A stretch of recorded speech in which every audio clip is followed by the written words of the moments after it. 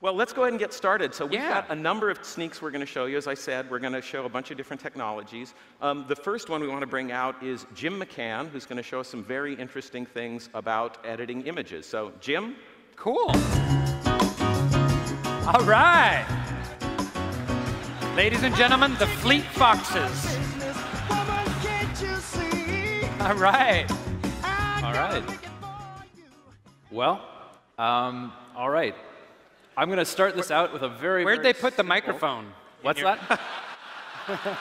I don't see your microphone. Is it buried in there somewhere? Yeah, it's one of these strands. Yeah. Oh, somewhere. Okay.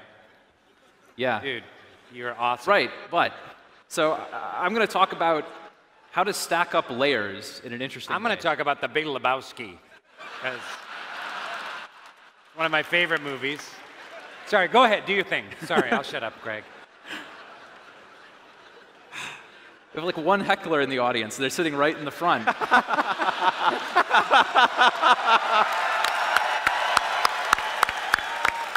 Very good. All right, I guess I can't eat all my demo time by just talking. So I'm going to talk about how to stack up layers. And I bet you're all familiar with how you could stack up these two layers, this sun and this flower, in sort of various programs. This is just a sampling of 7 programs. You have 7 programs to choose from to stack up these layers, but you can really only stack them up 2 ways. You put the sun over the flower, flower over the sun. You know, just not very many choices. But what about what could we do in the real world? So let's go over to my my little camera here. Sweet. And I'm going to show you a bold new way to stack up these 2 layers, this sun and this flower. So of course I can put the sun over the flower. Of course, put the flower, oh my gosh, the real world's hard to manipulate, over the sun. I mean, there's a reason we do this on computers. But here's the cool thing about the real world, and that's that I can take pieces of the sun and just kind of, put them over the flower there, maybe loop this little bit of band of the sun over the flower there. I can even sneak this sun ray right through the center of the flower. Oh my gosh, this is tricky. Whew, it didn't crash. Okay.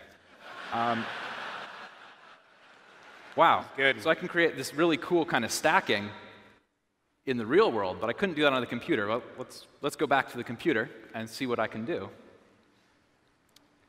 So here we've got, well, that sun layer and that flower layer. And we've got sort of a layers dialog over on the side.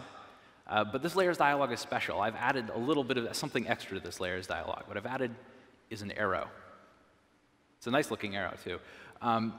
But what's cool is that I can now do restacking just where that arrow points. So right where that arrow points, I can put the sun over the flower. Just like in the real world. Wow. Over here, I can put the sun over the flower again. I can adjust that little band. No paper cuts this time. It works a lot better.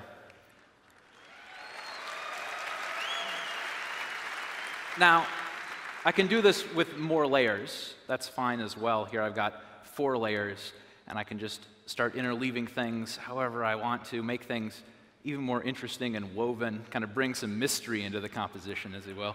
What is going on there?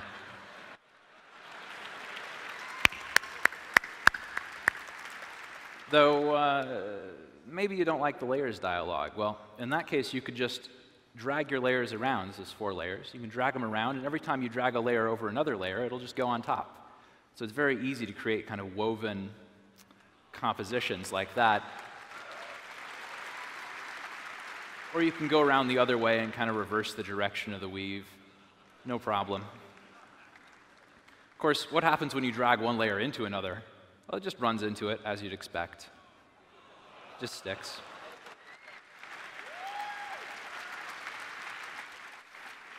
Of course, we don't have to limit ourselves to still images. We could maybe get an animation. I'm not a great animator, so this is what I could whip up. But you can use this on more general, interesting animations as well. So here I have this ball, and there's these pillars. And sort of the ball's going left and right. So what if we just stop the animation? We can do a stack, a reordering, a stacking operation here.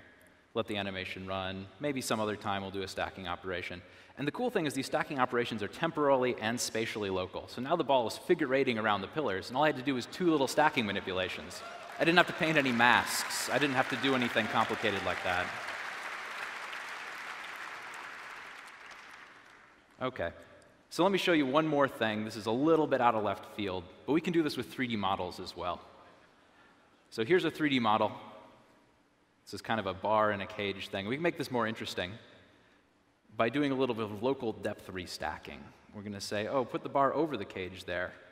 Put the cage over the bar here in the center. Over on the left side,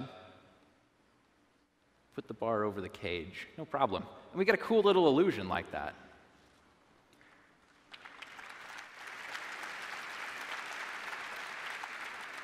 Thanks for realizing I was waiting for you to applaud.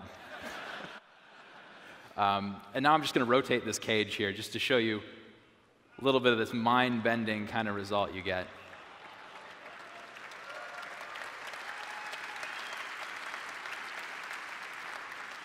All right, well, that's what I've got, folks. Thank you. Thanks, Jim. Awesome.